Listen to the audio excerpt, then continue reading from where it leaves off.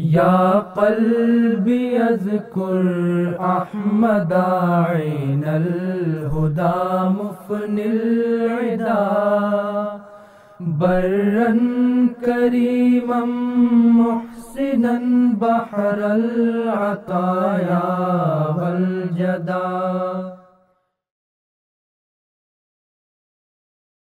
Bismillahirrahmanirrahim. Assalamualaikum warahmatullahi wabarakatuh. Asyhadu an la ilaha illallah wahdahu la syarikalah wa asyhadu anna Muhammadan abduhu wa rasuluh. Amma ba'du. A'udzu billahi minasyaitonir rajim. Bismillahirrahmanirrahim. Qala Allah ta'ala fil Qur'anil Karim. A'udzu billahi minasyaitonir rajim. Ya ayyuhan nas kulu mimma fil ardi halalan thayyiban wala tattabi'u khutuwati syaiton innahu lakum aduwwum mubin. Pemirsa yang berbahagia yang dirahmati Allah Subhanahu wa taala dimanapun berada, insyaallah taala pada kesempatan hari ini saya akan menyampaikan berkenaan dengan pentingnya kita sebagai umat manusia, khususnya sebagai orang-orang yang beriman, orang Islam, penting untuk kita untuk memilih dan memilah, untuk memperhatikan mana makanan-makanan yang halal dan yang thayyib yang bisa kita konsumsi setiap hari. Ya. Kenapa? Dari makanan itu nanti akan timbul pengaruh yang begitu luar biasa, baik kepada jasmani ataupun kepada rohani orang yang memakannya. Untuk itulah di Al-Quran ya, diatur sedemikian rupa, ya, karena Al-Quran itu mengatur dari yang mulai terkecil sampai yang terbesar, mulai dari kamar tidur sampai ke kamar mandi. Dari ujung rambut sampai ke ujung kaki diatur sedemikian rupa. Untuk apa? Itu semuanya adalah untuk kebaikan kita semua. Nah, di dalam Al-Quran surah Al-Baqarah ayat 168 atau 169 yang tadi saya bacakan, ya, yang artinya adalah, wahai manusia, makanlah apapun yang ada di bumi ini yang halal dan juga baik. Halal juga baik ataupun thayyib. Ya. Dan kita juga diperintahkan di dalam Al-Quran di ayat yang tadi adalah supaya kita tidak menjadikan setan ya sebagai sahabat. Ya.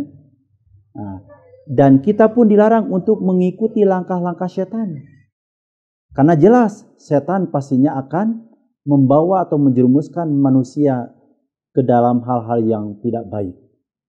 Nah, untuk itu diperjelas oleh Al-Quran bahwa sesungguhnya setan itu adalah musuh yang nyata bagi kita semuanya. Kembali lagi bahwa, wahai manusia, makanlah apapun yang ada di bumi ini. Apa-apa yang ada di bumi ini silahkan kalian makan. Tetapi dengan syarat, makanan itu harus halal dan juga thayyib. Ya. Kenapa harus halal dan juga thayyib? Apa itu halal? Halal itu ya dibolehkan oleh syariat. Ya. Dibolehkan oleh syariat. Sedangkan thayyib itu artinya baik, bersih, suci, ya. Nah, seperti itu. Jadi halal juga thayyib. Ya, karena belum tentu yang halal itu thayyib. Tetapi kalau yang thayyib biasanya itu sudah halal. Seperti itu. Nah, kenapa kita perlu memakan atau mengkonsumsi makanan yang halal? Ya, karena tadi sudah saya jelaskan di awal, pengaruhnya sangat besar kepada jasmani dan juga rohani manusia yang memakannya. Contoh, kalau kita memakan makanan yang haram sedikit saja, memakan makanan yang tidak baik sedikit saja, itu pengaruhnya kepada jasmani, mungkin kesehatannya akan terganggu, ya, kesehatannya akan terganggu yang akhirnya dia menjadi sakit dan lain sebagainya. Banyak sekali contoh orang-orang yang ketika tidak memakan makanan yang baik, memakan makanan yang haram, dia jasmaninya itu akan kacau, akan mudah sakit dan lain sebagainya. Begitupun kalau dia memakan makanan yang tidak halal, ya, dia memakan makanan yang haram, maka rohaninya pun akan jatuh. Rohaninya pun akan rusak sedemikian rupa. Ya.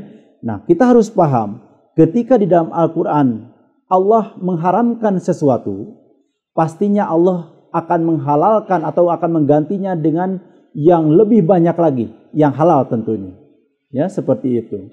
Nah, kenapa sesuatu itu diharamkan? Karena pengaruh kepada akhlak itu sangat luar biasa. Ya.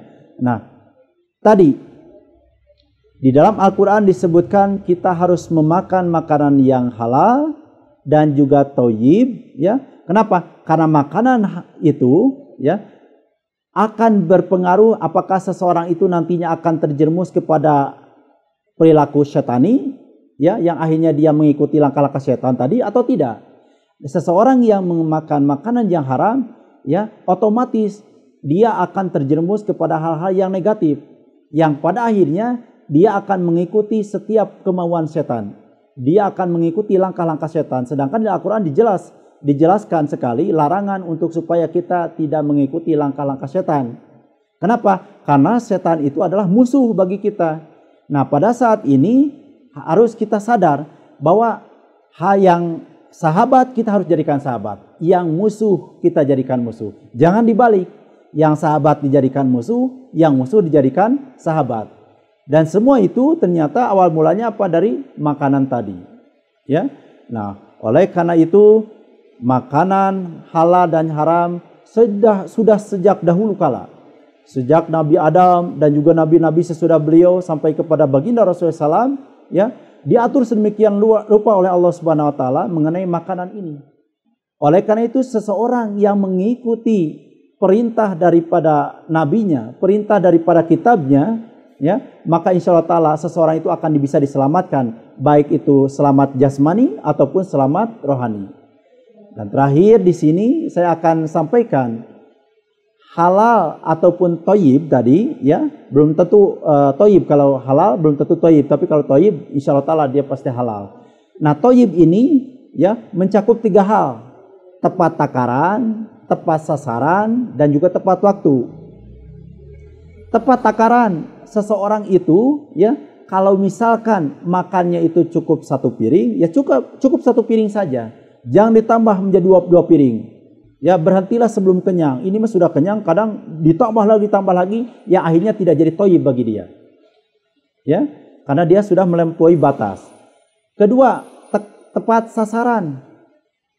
Apapun yang kita makan harus tahu untuk apa makanan ini kita makan. Apa misalnya vitaminnya ada tidak, gizinya ada tidak, ya. Bukan hanya enak saja, tetapi harus ada manfaatnya untuk kita semua. Ya, seperti itu. Jadi tepat sasaran. Dan juga tepat waktu. Kalau makanan tidak tepat waktu, ya, terkadang itu tidak jadi thayyib. Ya. Oleh karena itu kita harus paham kapan harusnya kita makan. Kalau seseorang biasa makan misalnya 6:30 pagi, 6:30 siang, dan juga 6:30 malam, biasakan itu rutinkan supaya jadi thayyib kepada tubuh kita. Jangan diacak. Kalau diacak misalnya jam 10 baru makan, nanti jam 12 makan lagi, terus jam 4 makan lagi, nanti jam 11 malam makan lagi. Itu ritmenya nanti berubah, yang akhirnya apa? Tidak thayyib juga kepada badan kita. Nah, makanan-makanan yang halal dan thayyib ini penting sekali kita konsumsi karena berpengaruh kepada nanti amal baik kita, amal soleh kita, dan lain sebagainya. Perintah ini mencakup tidak hanya kepada para nabi, tetapi kepada umatnya juga yang mengikuti, yang taat kepada aturan-aturan yang dibuat oleh Al-Quran, juga kitab-kitab yang lainnya, itu ya, yang diturunkan oleh Allah SWT sebagai pegangan hidup, sebagai jalan hidup, ya, yang harus diikuti, yang harus dipahami dan harus dilaksanakan oleh setiap umatnya, khususnya oleh umat Islam, karena kita mempunyai pegangan jalan hidup, ya, yang baik, yaitu Al-Quranul Karim.